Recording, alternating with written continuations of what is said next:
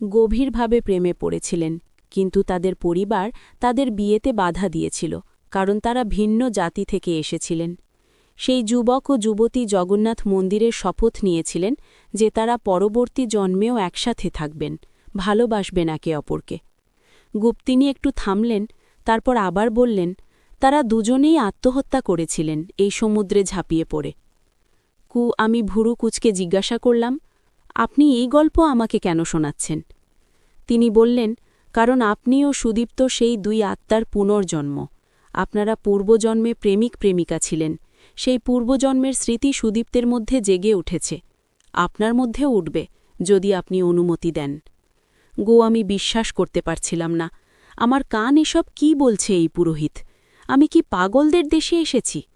আমি রাগ করে বললাম, এসব গল্প মিথ্যে, আমি বিশ্বাস করি না পুনর্জন্মে। আমি জানতে চাই আমার ছেলে কোথায় গেছে। পুরোহিত বললেন, আপনার ছেলে মন্দিরে গেছে, সে প্রায়শ্চিত্ত করছে, তার মনে হচ্ছে সে আপনাকে কষ্ট দিয়েছে। গিয়ে আমি দৌড়ে জগন্নাথ মন্দিরের দিকে গেলাম, ভেতরে ঢুকে খুঁজতে লাগলাম সুদীপ্তকে। অনেক খোঁজাখুঁজির পর দেখলাম সে মন্দিরের পেছনে একটি ছোট্ট ঘরে বসে আছে, চোখ বন্ধ করে ধ্যান করছে। আমি ডাকলাম, সুদী। চোখ খুলল, আমাকে দেখে অবাক হল। মা, তুমি এখানে? আমি তার কাছে গেলাম, বললাম, চল আমরা বাড়ি যাই। উসে বাথা নাড়ল না। না মা, আমি তোমার কাছে ফিরে যেতে পারবো না, আমি তোমাকে কষ্ট দিয়েছি। বললাম, ঠিক আছে, আমরা এখন বাড়ি যাব না, কিন্তু তুই আমার সাথে থাক, আমরা কথা বলি। উসে রাজি হল। আমরা দুজনে সমুদ্র সৈকতে গেলাম। আমি বললাম, আমি সেই পুরোহিতকে দেখেছি, তিনি আমাকে একটা গল্প শুনিয়েছেন। তিনি বলেছেন আমরা পূর্বজন্মে প্রেমিক প্রেমিকা ছিলাম। সুদীপ্ত তো অবাক হয়ে তাকালো আমার দিকে। তুমি বিশ্বাস করো পুনর্জন্মে? আমি মাথা নাড়লাম না। না, আমি বিশ্বাস করি না, কিন্তু আমি তোকে বুঝতে চাই, তুই এমন কেন হলি? তুই কি সত্যি মনে করিস আমরা পূর্বজন্মে কি? সে আমার কথা শেষ হওয়ার আগেই বলল, না মা, আমি কোনো পূর্বজন্মের গল্প বিশ্বাস করি না। আমি সে কথা বলতে পারল না, কেঁদে ফেলল। আমি অবাক হয়ে তাকিয়ে রইলাম তার দিকে। এ আমার ছেলে, যে আমাকে কাল বিয়ে করতে চেয়েছিল, আজ কাঁদছে সে। কাঁদতে কাঁদতে বলল, মা, আমি মিথ্যে বলেছিলাম, আমি কোনো ভিডিও বানাইনি, কোনো হিপনোটাইজও করিনি তোমাকে। আমি শুধু তোমাকে পরীক্ষা করছিলাম, আমি বুঝতে পারছিলাম না। পরীক্ষা? কি পরীক্ষা? সে আমার চোখের দিকে তাকালো।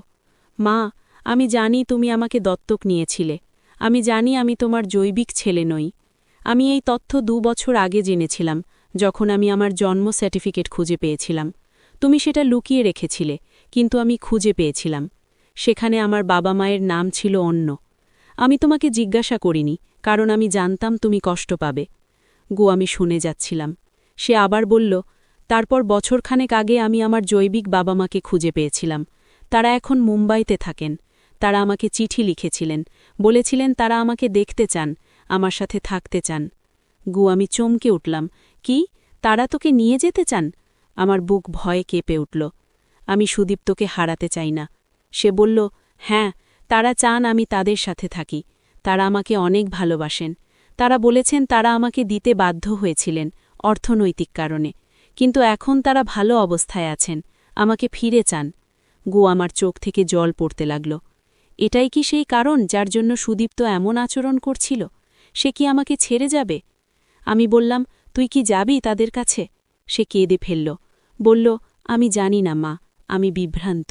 একদিকে তারা আমার জৈবিক বাবা মা, অন্যদিকে তুমি, যিনি আমাকে বড় করেছেন, ভালোবেসেছেন, আমার সব কিছু হয়ে উঠেছেন। আমি কাঁদতে কাঁদতে বললাম, সেই জন্যেই তুই আমাকে বিয়ে করতে চেয়েছিলি? এটা কি একটা পরীক্ষা ছিল? সে মাথা নাড়ল। হ্যাঁ মা, আমি জানতে চেয়েছিলাম তুমি কতটা ভালোবাসো আমাকে।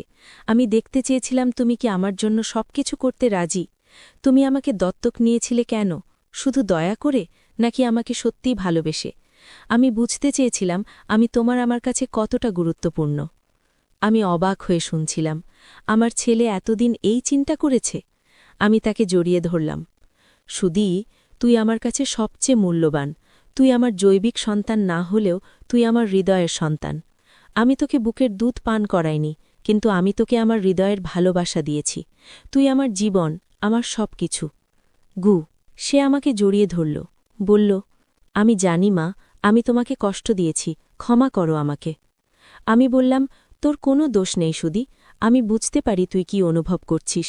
তোর জৈবিক বাবা মা এখন তোকে ফিরে চাইছেন, তুই তাদের সাথে দেখা করতে চাস, তাই না? সে চুপ করে রইল কিছুক্ষণ, তারপর বলল, হ্যাঁ মা, আমি তাদের সাথে দেখা করতে চাই। আমি জানতে চাই তারা কেমন লোক, কেন তারা আমাকে ছেড়ে দিয়েছিলেন। তারা কি আমাকে সত্যিই ভালোবাসেন, নাকি এখন শুধু দায়িত্ব নেওয়ার জন্য তারা আমাকে নিতে চান? আমি বুঝতে পারলাম আমার ছেলে কি চাইছে। ঠিক আছে সুদি, আমরা তাদের সাথে দেখা করব। তোর যখন ইচ্ছা তখন আমি তোর সাথে থাকব। যদি তুই তাদের সাথে থাকতে চাস, আমি বাধা দেব না সুদি। সে আমার হাত ধরল। সত্যি মা, তুমি রাগ করবে না, কষ্ট পাবে না? আমি হাসলাম। আমি কষ্ট পাব, কিন্তু আমি তোর সুখ চাই। তোর যেখানে ভালো লাগবে সেখানেই থাক তুই। আমার সন্তান সব সময় থাকবি। সে আমাকে আবার জড়িয়ে ধরল। আমরা দুজনে সমুদ্র সৈকতে বসে রইলাম অনেকক্ষণ। সূর্য আরও উপরে উঠে এসেছে, সমুদ্রের জল ঝিকমিক করছে। সুদীপ্ত আমার দিকে তাকালো, বলল, মা, আমরা কাল ভুবনেশ্বর ফিরব, তারপর আমরা মুম্বাই যাব ওদের সাথে দেখা করতে। গু, আমি মাথা নাড়লাম। হ্যাঁ, আমরা যাব।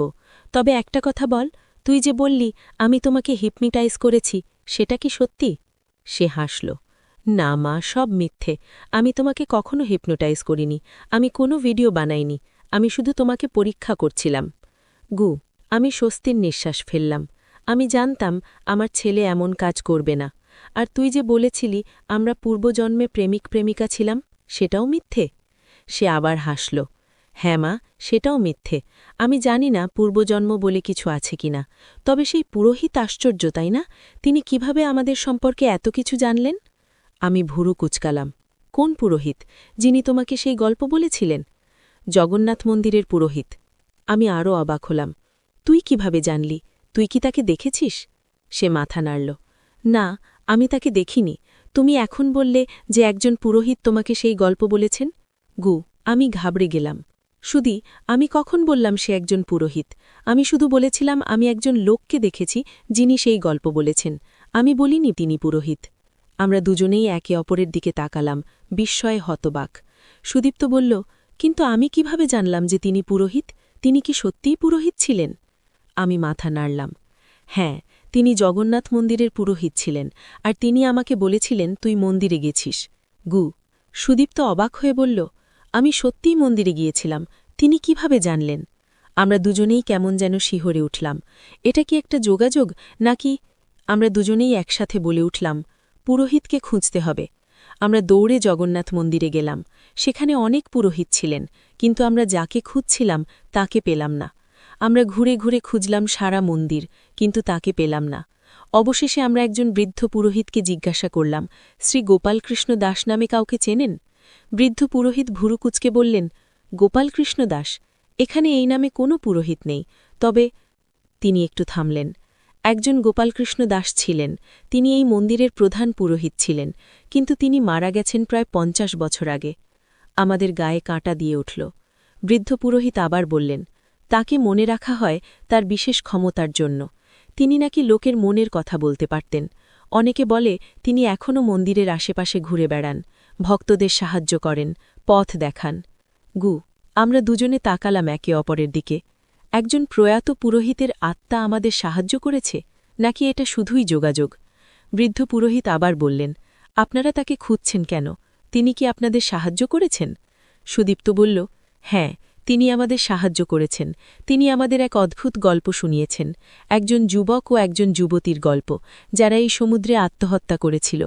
তারা ভিন্ন জাতির ছিল, পরিবার তাদের বিয়েতে বাধা দিয়েছিল। সেই যুবক ছিল ব্রাহ্মণ, আর যুবতী ছিল দত্ত পরিবারের। দত্ত? সুদীপ্ত অবাক হয়ে বলল, হ্যাঁ, আমার নাম সুদীপ্ত দত্ত। বৃদ্ধ পুরোহিত অদ্ভুতভাবে হাসলেন। আশ্চর্য যোগাযোগ। সেই যুবতীর নাম ছিল অনামিকা দত্ত, আর যুবকের নাম ছিল গোপালকৃষ্ণ। হ্যাঁ, সেই একই গোপালকৃষ্ণ, যিনি পরে এই মন্দিরের পুরোহিত হয়েছিলেন।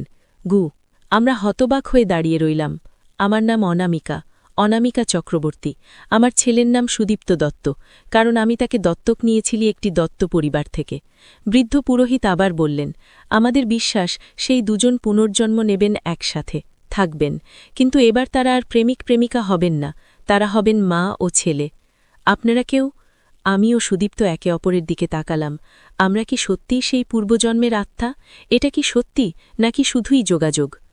আমরা মন্দির থেকে বেরিয়ে এলাম। দুজনেই চুপচাপ সমুদ্র সৈকতে ফিরে এলাম। বসে পড়লাম পাশাপাশি। সুদীপ্ত আমের দিকে তাকালো। মা, তুমি কি বিশ্বাস করো এসব? আমি বললাম, আমি জানি না সুদি, আমি জানি না পুনর্জন্ম আছে কিনা, তবে একটা জিনিস জানি, তোকে আমি বহু জন্ম ধরে ভালোবাসি, তোর মা হয়ে। কি? সে হাসল। আমিও তোমাকে ভালোবাসি মা, বহু জন্ম ধরে। কি? আমরা দুজনে হাসলাম। সবই হয়তো যোগাযোগ, কিন্তু এই যোগাযোগের মধ্যে একটা অদৃশ্য অতীতের টান রয়েছে। চল মা, আমরা আজ একটু বেরিয়ে আসি। সে উঠে দাঁড়াল, আমাকে হাত ধরে টানল।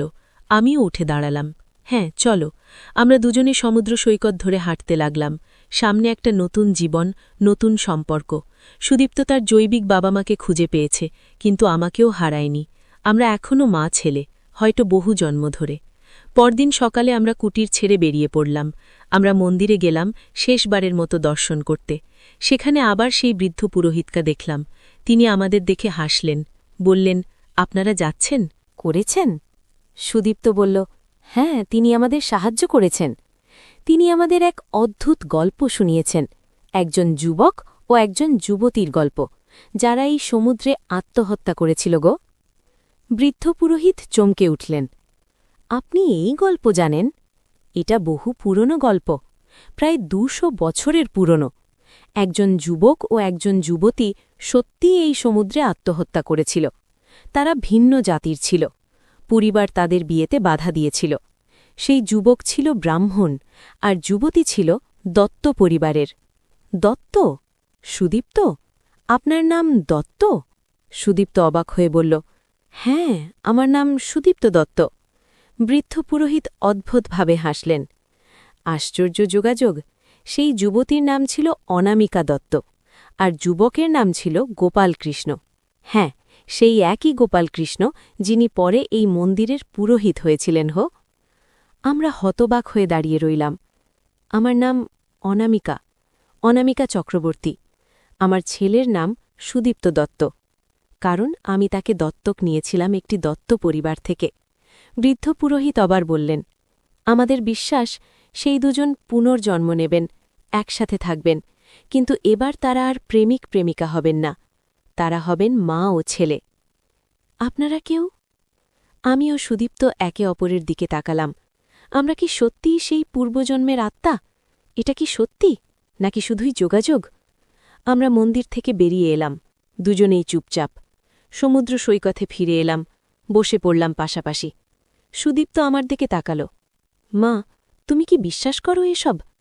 আমি বললাম, আমি জানি না সুদী, আমি জানি না পুনর্জন্ম আছে কিনা, তবে আমি একটা জিনিস জানি, তোকে আমি বহু জন্ম ধরে ভালোবাসি। তোর মা হয়ে কি? সে হাসল। আমিও তোমাকে ভালোবাসি মা, বহু জন্ম ধরে। কি? আমরা দুজনে হাসলাম। সবই হয়তো যোগাযোগ, কিন্তু এই যোগাযোগের মধ্যে একটা অদৃশ্য অতীতের টান রয়েছে। চল মা, আমরা আজ একটু বেরিয়ে আসি। সুদীপ্ত উঠে দাঁড়াল, আমাকে হাত ধরে টানল। আমিও উঠে দাঁড়ালাম। হ্যাঁ, চলো। আমরা দুজনেই সমুদ্র সৈকত ধরে হাঁটতে লাগলাম। সামনে একটা নতুন জীবন, নতুন সম্পর্ক। সুদীপ্ত তার জৈবিক বাবা মাকে খুঁজে পেয়েছে, কিন্তু আমাকেও হারায়নি। আমরা এখনও মা ছেলে, হয়তো বহু জন্ম ধরে। পরদিন সকালে আমরা কুটির ছেড়ে বেরিয়ে পড়লাম। আমরা মন্দিরে গেলাম শেষবারের মতো দর্শন করতে। সেখানে আবার সেই বৃদ্ধ পুরোহিতকে দেখলাম। তিনি আমাদের দেখে হাসলেন, বললেন, আপনারা যাচ্ছেন?